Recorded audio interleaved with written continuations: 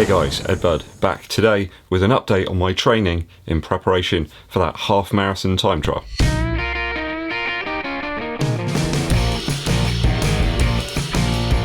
Welcome back to the channel guys.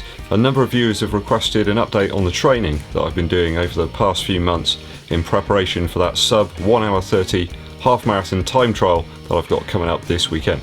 So I'll talk you through some of the sessions that I have been doing alongside some of those all important tools, I suppose, that I've been using to do some of the sessions with. So at the very start of this week, I'd hit an 81-day run streak. Not that I've been setting out to do that, it just crept up on me.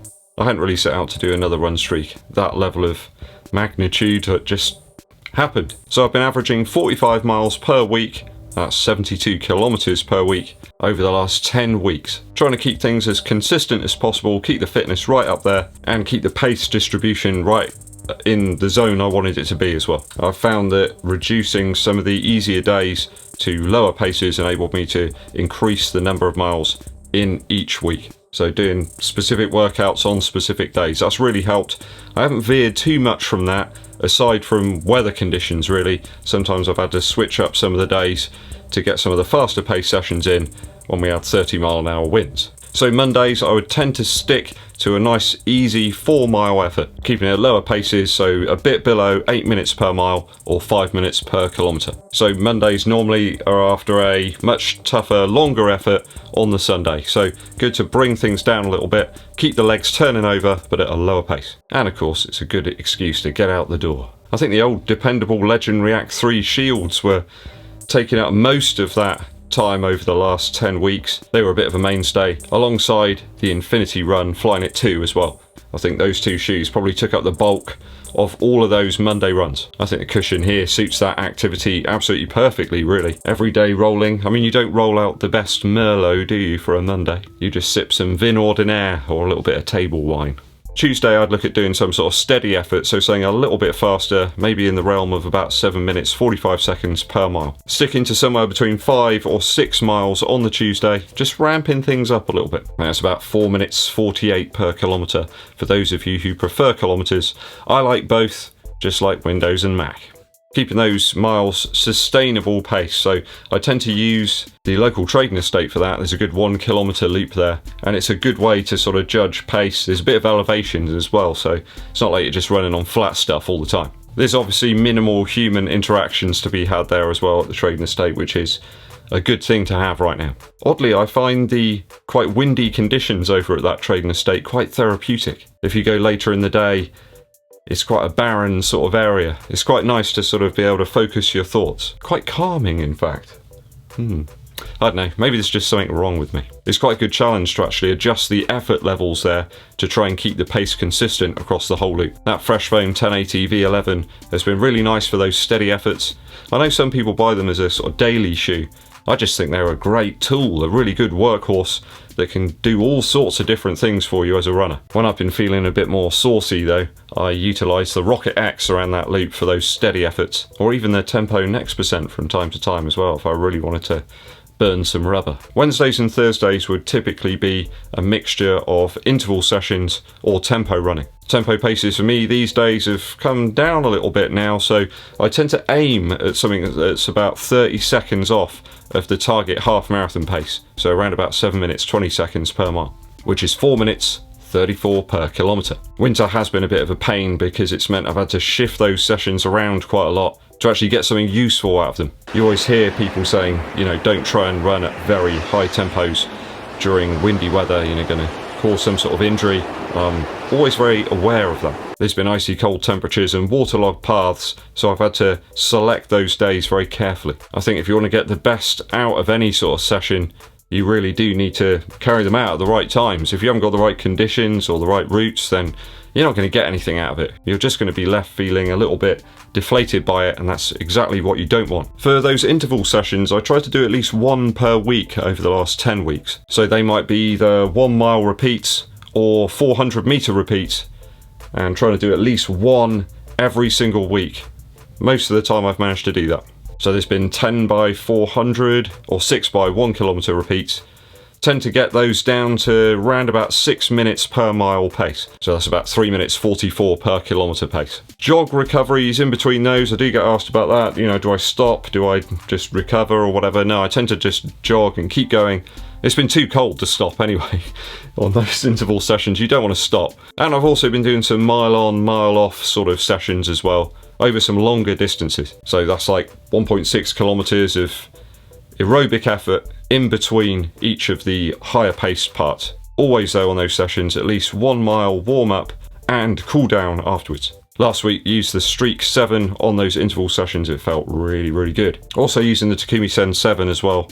Something about 7s there. Maybe I need to get another shoe that's got 7 in for the ultimate luck. Did find that on the longer sessions the Tempo Next Percent worked really, really well. So that's a little crop of shoes there that's certainly been put to use on some much faster pace work. Friday I tend to keep as some sort of free day to clock up a few extra miles, low range efforts, somewhere between 3 and 5 miles, just sustainable paces, keeping the heart rate nice and low. Just bringing that overall average weekly mileage up to where it needs to be. Those of you that follow me on Strava will know that I'm working full time as well at the moment, so I have been known to go out on a Friday night, you know, close to 11 PM, you know, those runs for the real enthusiast. Sometimes watch a bit of the Kofuzi live stream and then actually head out after that, so yeah.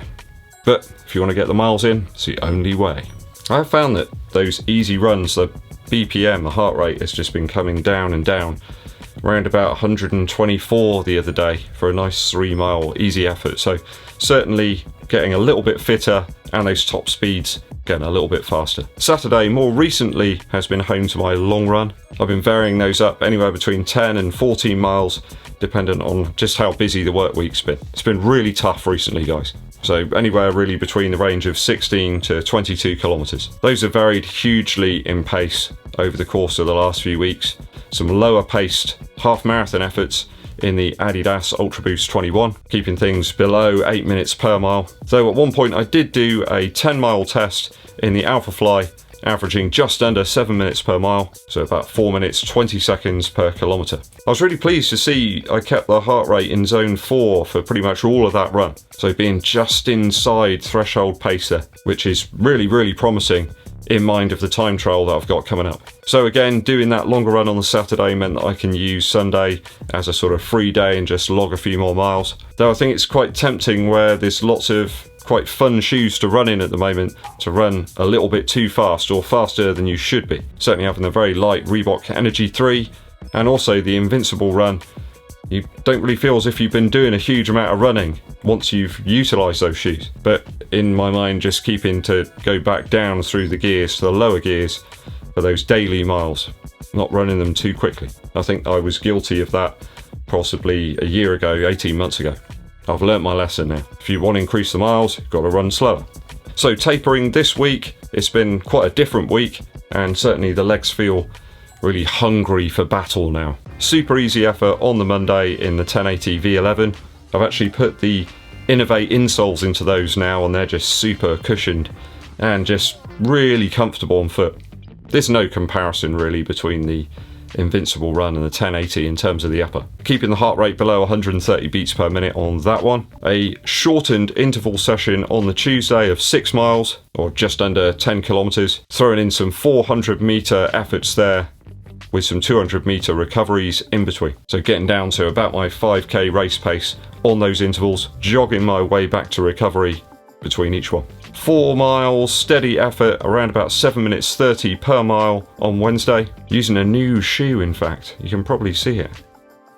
Review of that one coming up very soon. 4 miles or 6.4 kilometers on the Thursday, throwing in a few strides, just keeping the legs ticking over, keeping the engine rolling. So aiming for a target pace of 6 minutes 45 seconds per mile average on the half marathon time trial this Sunday. So that's about 4 minutes 12 seconds per kilometre. That should bring me in about 1 hour 28:31, but we shall see. There's all sorts of things that can go wrong. It's looking like being a really cold start on Sunday.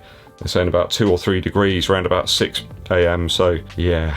If I go with that Trading Estate loop, then I don't need to worry too much about traffic and people around. But if I leave things to a bit later, then I can't use the other route. I might use sort of an out and back. That will just be chock full of people. So is it worth going out in the cold? Probably. I tend to perform quite well in the cold, so maybe it'll give me a little bonus. Very easy effort today. I might just go out for a little trot around the neighbourhood, and then a 3-mile effort at super easy pace on the Saturday, just to keep the legs turning over. Nothing too crazy. Really, really, really slow. Slug slow. I might use the Ultra Boost 21. So a roundup of my training there, and also talking a little bit about the easy week this week, tapering ready for that time trial. So what time do you think I can muster on the time trial? You guys have been following my training. Loads of you follow me on Strava. What do you think? I'm the sort of guy that turns up to a gig with zero expectation. I've always find that's the best thing to do. If you've got any sort of level of expectation about yourself, you'll fall flat. So it's good to be grounded always. So as far as I'm concerned, I might just be able to do it. That's as confident as I'm going to be. Let me know down in the comments what you think I might be able to muster for the half marathon. A quick musical interlude for you. As you well know, I particularly enjoy sort of mid-90s drum and bass and jungle. So I've been selecting lots of stuff ready for the time trial I can put on the earphones to help propel me around. One such artist who's appeared many times is Dillinger. I love Dillinger's take on drum and bass and jungle. It is so different to everybody else. He's got distorted analog sorts of sounds in there, lots of work on the bass lines. Some of his drums are really compressed and distorted. He really paints a picture that's just so different to everybody else. You can tell it's a Dillinger track straight away. One of my favourites is Acid Track. That one is just superb. The patent Dillinger sound always has some sort of atmospheric background sort of noise, really steppy, quite repetitive drums, but the sound of the drums is just so wholesome and enjoyable. It always has a beautiful rolling type feel to the tunes as well. The bass lines are always technologically advanced. You can almost picture a whole army of robots marching to the music before they take over the world. Another one I really like is the Angels Fell, which sounds like it could have been used in the Blade Runner reboot stuff recently. It would have fit right in there in terms of the atmospheric sounds, the pads and the strings, and the use of the breakbeats, and that's just mind-blowingly good. It still sounds great even now, many years later. So if you're into that sort of style music, go and check out Dillinger. I think you'll be